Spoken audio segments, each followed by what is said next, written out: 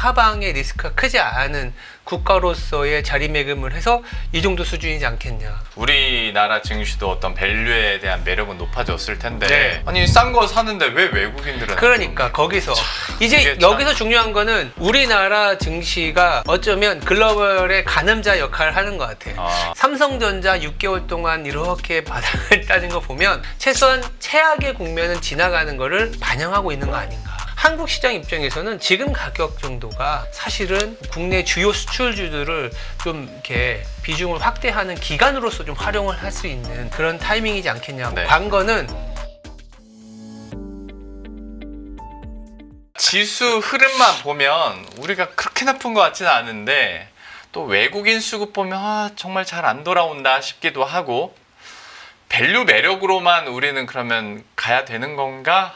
라는 희망회로 겸 또 걱정거리 반도 있습니다. 현재 시장 좀 어떻게 분석하고 계십니까? 뭐 말씀하신 거에 이제 여러 가지 얘기들이 담겨져 있는데 네. 이게 참 이게 뭐라 그래야 되나, 이 조정장이나 이렇게 시장이 힘들 때에 나오는 반복되는 단어들이 우리나라는 그래도 상대적으로 덜 빠졌다. 근데 돌아놓고 봐서 이제 소위 말하는 우상향하는 시장이 나왔을 때는 우리나라가 그 시장이 되지는 또 않았던 기억이. 이번에는 또 어떨까라는 고민이 좀 있어요. 그럼요. 그죠? 네. 그러니까 그때마다 다르죠. 다르긴 하는데, 이를테면 이번 같은 경우에도 저도 차트 하나 갖고 왔지만 명확하게 작년에 상당히 많이 올랐었던 국가들이 올해는 좀 수익률이 별로였고, 네. 우리나라를 비롯한 뭐 중국이나 이런 유럽 같은 경우에는 작년이나 최근에 수익률이 그렇게 별로 안 좋았는데, 네. 뭐 덜 빠지거나 오히려 우리나라는 코스피 기준으로 한 5% 정도 올랐나요? 뭐 그랬을 겁니다. 이거를 좋게 봐야 되느냐라고 보면 사실 참 어려운 것 같아요. 우리가 주식시장은 항상 꿈을 먹고 산다라고는 하지만 그 꿈을 아주 간단하게 보면 실적인데, 그리고 지금 미국이 왜 빠지냐라는 생각에서 출발하면 성장이라는 그림이었잖아요. 네. 아주 단순하게 생각하면 이 성장에 대한 기대가 계속 살아있을 때 그 소위 말하는 미국의 밸류에이션은 뭐 20배, 22배, 23배도 계속 유지가 될 수 있었던 거죠. 예. 근데 그게 이제 트럼프 정부 그리고 여러 가지 이유 AI에 대한 불안감 아니면 불확실성 아니면 여러 가지 노이즈가 나오고 더불어서 이제 관세 정책으로 인해서 내부의 수요가 오히려 침체를 갈 수도 있다라는 리스크가 부각이 된 상황인 거죠. 근데 반면에 또 중국은 오히려 너무 뭐 힘들었기 때문에 최근에 올라온다고 하는데, 그냥 아주 단순하게 생각하면 투자의 지속성이나 투자의 어떤 방향성에서 네. 미국은 민간 중심이라고 볼 수 있는 거고 중국은 정부 중심이잖아요. 네.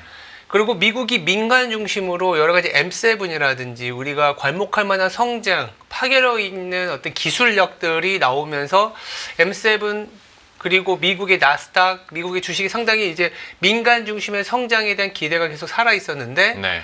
이게 뭐 규제라든지 여러 가지 인력적인 부분, 정부의 어떤 약간의 미스 정책으로 이 민간 주도의 성장이 과연? 이라는 퀘션이 붙으면서 올해 내내 나스닥이 연초 위에 거의 15%, 20%, 고점 대비로는 20% 이상 빠졌지 않습니까? 네. 30% 가까이 빠진 걸로 알고 있고, 중국에 대한 지금 와서야 그렇게 보지만 사실은 중국에 대해서 중국이 성장이 나온다라는 기대를 작년까지 아무도 안 했거든요. 네. 아무도 안 했고, 중국은 또 민간이 중심이 아니라, 물론 민간의 딥식이나 이러지만 사실 뒤에 중국의 보조금이라든지 중국의 정책이었잖아요. 그럼요.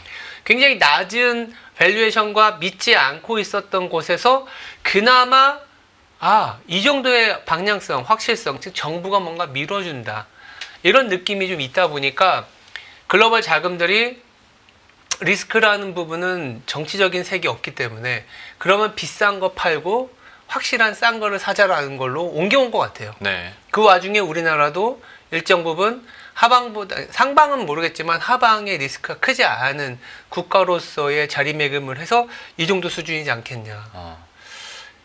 라고 저는 이제까지 생각을 하는 거고, 네. 관건은 앞으로 그러면 미국은 침체에 빠질 것이냐 아니면 침체에 빠지지 않은 상황에서 다시 성장의 그림을 그려갈 수 있을 것이냐가 네. 중요한 거고, 예. 그 중국은 그래 뭐 지금까지 딥식이라든지 우리가 언론 매체로만 보지만 상당한 뭐 자율주행이나 근데 사실 잘 못 믿겠어요. 내가 진짜 중국 차 갖고 자율주행 하라고 하면 난 테슬라도 못 하겠는데 어쨌든 그런 정부 주도의 성장이 계속 지속 가능하면서 미국보다 더 위에 소위 말하는 생산성을 가져갈 것이냐. 네. 이 판단을 하는 게 굉장히 중요한 타이밍이다. 음. 이렇게 좀 보고 있습니다. 아유, 그 판단은 시장도 그렇고 전문가들도 그렇고 시간을 두고 계속 업데이트를 어렵죠. 어려운데 하겠지만 그러면 아까 얘기해 주신 것 중에 되게 단순한 논리인 비싼 거 팔고 싼 거 사자라는 측면에서 우리나라 증시도 어떤 밸류에 대한 매력은 높아졌을 텐데 네. 아니 싼 거 사는데 왜 외국인들은 그러니까 거기서 이제 이게 참- 여기서 중요한 거는 우리나라 증시가 어쩌면 글로벌의 가늠자 역할을 하는 것 같아. 아. 여기서 하방으로 막 쇼치는 거는 예를 들어서 2,400을 깨진다 그러면 네. 그때면 연기금이라든지 이런 상당히 중장기 저평가 매력에 반응을 하는 자금들이 움직여 주잖아요. 우리나라 네. 지수도 사실은 1, 2월에 연기금을 중심으로 한 네. 매수세가 올라오고 3월에는 좀 2,600 넘어가고 이러니까 좀 연기금 중심의 매수가 그렇게 좋지는 않았어요. 네, 네. 근데 3월 말부터 뿌뿌뿌 빠지니까 네. 다시 이제 연기금 중심 올라왔는데 여기서 그럼 중국도 마찬가지고 미국도 마찬가지고 여기서 그러면 과연 한국의 성장은 나올 것이냐? 한국의 성장이 나오려면 수출이 잘 돼야 되는 거고 네. 수출이 잘 돼야 원화가 강해졌긴 했지만 사실은 달러가 너무 약해져서 그런 거지. 달러의 약함은 미국의 경기 침체의 프라이싱에 대한 약함이기 때문에 예전에는 달러 약해지만 우리나라를 사는 모습이었거든요. 이머징을 사는 모습이 지금 그렇지 않잖아요. 예. 달러가 약해짐에도 우리나라에 대한 외국인들의 매도세는 계속되고 있고 지금 코스피 기준으로는 연초 이후에 한 16조 원인가 팔았습니다. 네. 코스닥까지 합치면 거의 18조 원, 뭐 19조 원 되는데 그럼 성장에 대한 기대는 여전히 없다라는 거죠.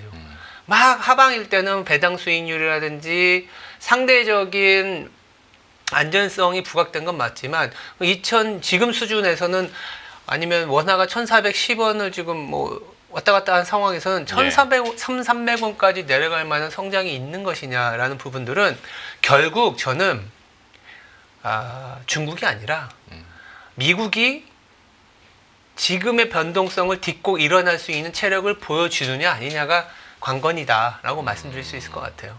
아 그러면 또 돌고 돌아 지금 관세 이슈가 어떻게 해결이 되느냐 관세가 이제 그러면 이제 관세가 해결돼야 되는데 관세가 트럼프 시기에는 전혀 해결이 안 될 텐데 네. 그러면 앞으로의 성장은 없느냐라고 얘기할 수 있는 거죠.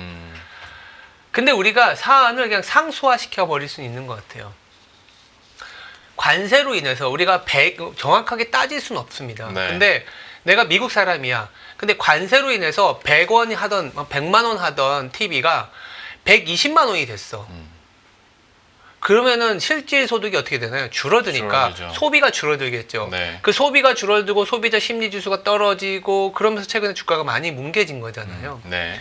근데 이게 우리는 비용이라는 측면에서 보면 그러면 다른 비용들 이를테면 이자 비용이라든지 유가라든지 이런 여타 재반 비용이 낮아졌을 때 이를테면은 크레딧 카드의 할부 금융이라든지 자동차 여러 가지 비용을 좀 떨어뜨리는 요소들, 자동차 할부 금융이나 이런 게, 그러니까 연준 입장에서 금리를 만약 내려준다면 우리가 힘들었었던, 그러니까 원래 소비가 이런 추세로 올라가던 거에서는 아니지만 네. 그래도 이 상황에서 100만 원이 120만 원 됐지만 다시 약간 금리를 낮춰주면서 소비의 여력을 높여주게 되면 주가는 움직일 수 있다고 봐요. 네.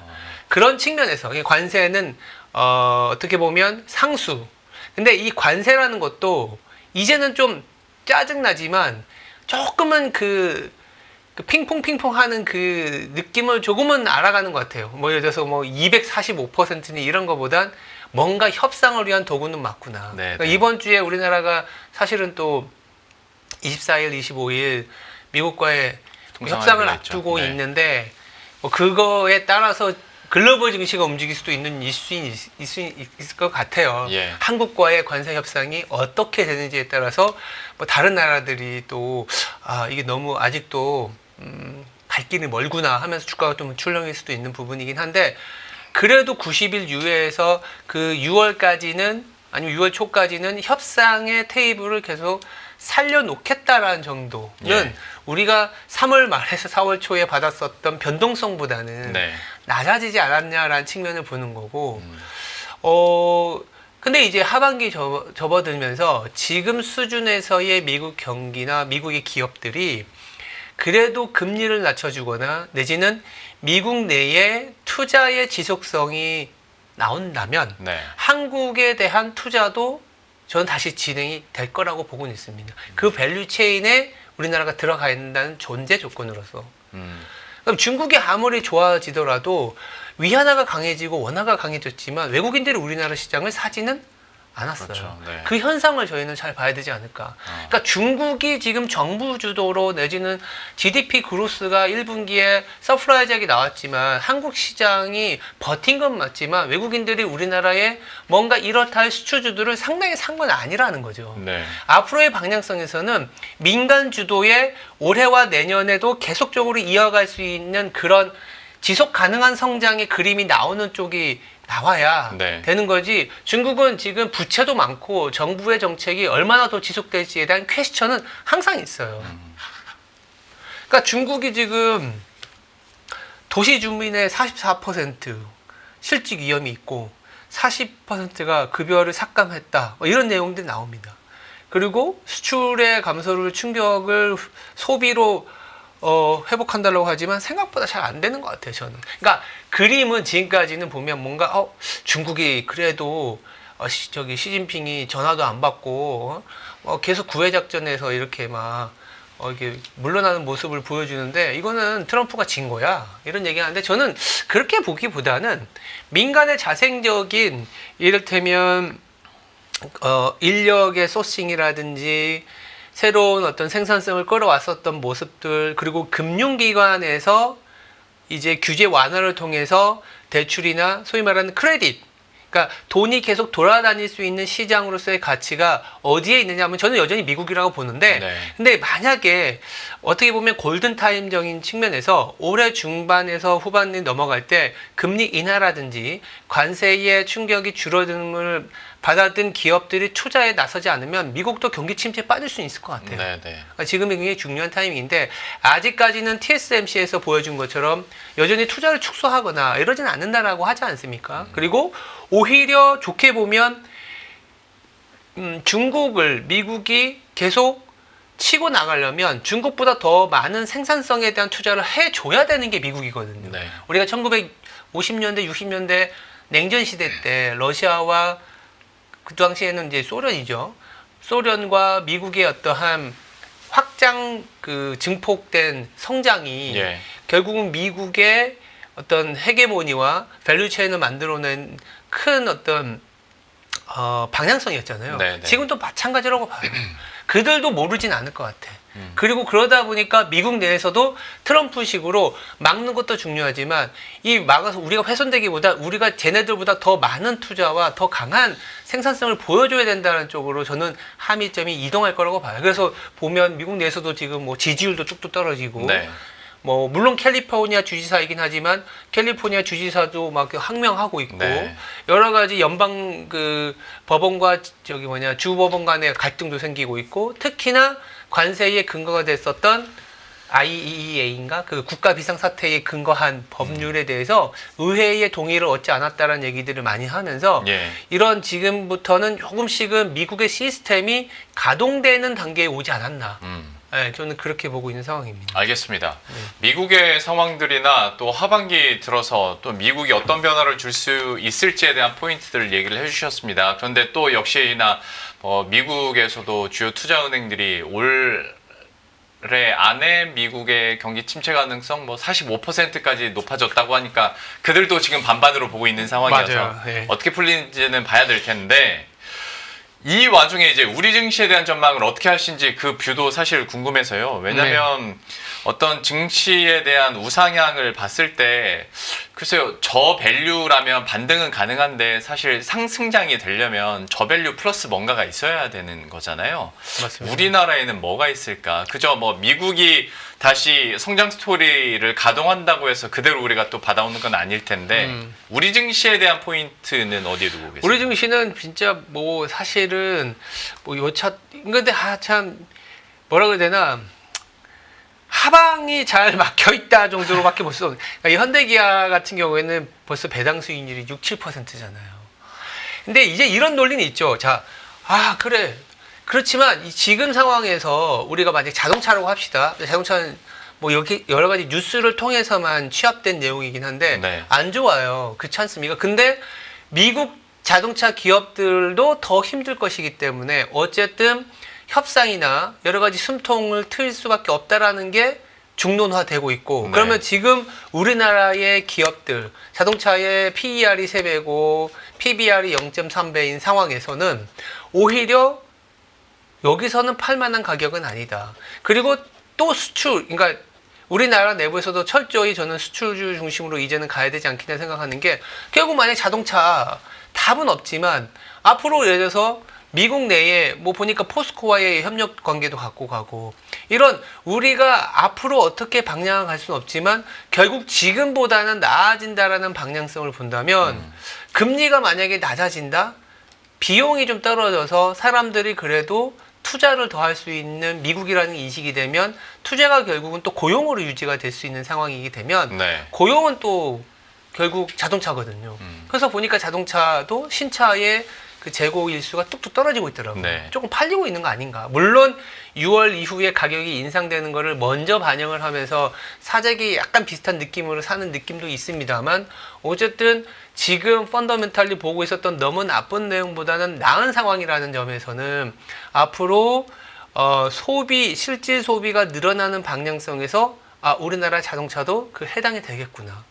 라고 저는 보고 있는 거고 여기서 원화가 더 강해지기 위해서는 사실 자동차나 반도체 같은 기업들이 수출을 잘 해줘야 돼요. 네.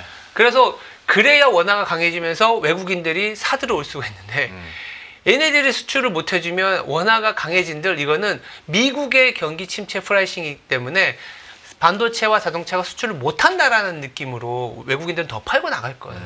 그러니까 결국은 우리나라 물론 뭐 아주 훌륭한 방산과 조선업체가 나름의 성장의 그림으로 나름의 정책 모멘텀으로 상당한 뭐 사랑을 받고는 있지만 결국 우리의 펀더멘탈, 우리의 매출과 수출이 늘어나서 매출이 늘어나는 거는 여기서 보시면 52주 저가 대비 지금 삼성전자, 하이닉스, 현대제약의 밑에 깔려있는 예. 이 기업들 중에 몇 기업들이 이게 위로 좀 올라와 줘야 될 것 같고 저는 이게 최소한 삼성전자 6개월 동안 이렇게 바닥을 따진 거 보면 최소한 최악의 국면은 지나가는 거를 우리나라에는 반영하고 있는 거 아닌가.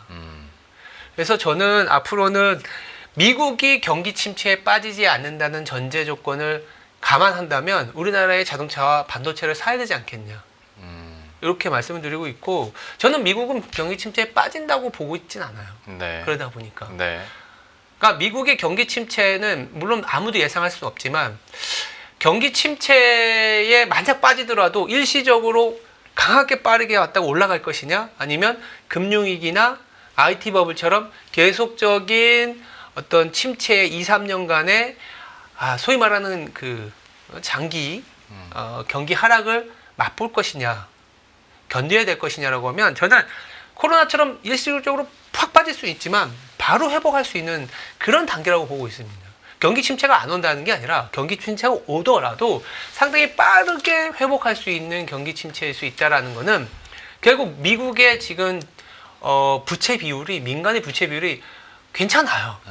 그리고 금리가 지금 충분히 내릴 만한 여력이 있다라는 거죠. 이 두 가지 무기를 갖고 있는 상황에서의 판단이 IT 버블과 금융위기와 다르기 때문에 여기서 설사 만약 미국이 일시적으로 그러면 GDP 그로스가 2분기, 3분기 안 좋게 나온다 해서 주가가 빠질 수는 있지만 그 즉시 저는 연준이 바로 QT도 축소하고 금리도 내려주면서 빠르게 회복할 수 있는 이슈를 갖고 가는 거기 때문에 한국 시장 입장에서는 지금 가격 정도가 사실은 국내 주요 수출주들을 좀 이렇게 비중을 확대하는 기간으로서 좀 활용을 할 수 있는 그런 타이밍이지 않겠냐 말씀드리고 있는 상황입니다. 들어보니까 본부장님께서 뭐 미국은 그리 걱정 안 하시는 것 같고, 근데 우리나라에 대한 어떤 투자 의견이나 이런 판단을 들어보면 결국에는 기존에는 이것도 결국 밸류 얘기긴 한데 하단룸이 더 많냐 상단룸이 더 많냐 중에서 하단은 어느 정도 다 내려온 것 같다라는 네. 논리인데, 그러면 어떤 어닝 측면에서, 그러니까 펀더멘털 개선 측면에서는 이 방향성은 어떻게 보세요, 우리나라? 지금은 근데 어닝의 방향성이 그렇게 좋지는 않더라고요. 여기 뭐 저희도 봤지만, 그래서 1분기 뭐 조금 예상보다는 좋다고는 하지만 그래도 좀 추세적으로 최악은 뭐 벗어났다. 근데 2분기에 대해서 어닝이 이렇게 좀 올라오고 있지는 않아요. 예. 미국은 더 이제 안 좋고, 그래서 그 스텝 바이 스텝으로 1분기 실적 보고 2분기 실적을 봐야 되는 상황이기 때문에 오히려 그로스 성장에 대한 어떤 베팅을 하기는 쉽지가 않아서 말씀을 드리는 거고, 성장에 대한 베팅이 안 되면 주가가 무너질 수는 있는데 미국은 이미 많이 빠졌고, 이미 많이 빠진 상황에서 사람들이 생각하는 게 경기 침체로 갈 것이냐 경기 침체가 아닐 것이냐라는 부분은, 그거보다는 경기 침체 가더라도 빠르게 회복할 수 있느냐, 경기 침체 가면 계속 질질 이렇게 힘들어지는 구간이냐, 이런 판단을 봐야 되는데, 저는 빠르게 회복할 수 있고, 빠르게 회복할 수 있다라는 거는 사실 진짜로 우리 코로나 때도 물론 많이 힘들었지만 열흘 일주일 만에 이렇게 확 바닥 올라가는 상황이기 네네. 때문에 그럴 때는 오히려 움직이지 않고 조금 이 바닥권에서 이렇게 돌고 있는, 아니면 뭐 아까 말씀드린 것처럼 뭐 이미 어닝에 대한 기대치가 많이 빠져 있지만 만약에 미국이 돌아선다 그러면 거기에 수요에 베팅할 수 있는 업종을 좀 쳐다봐야 된다, 이렇게 말씀드리고 있는 상황입니다. 알겠습니다. 국내 증시에 대한 그 어닝에 대한 방향성 의견까지 잠깐 들어봤고요.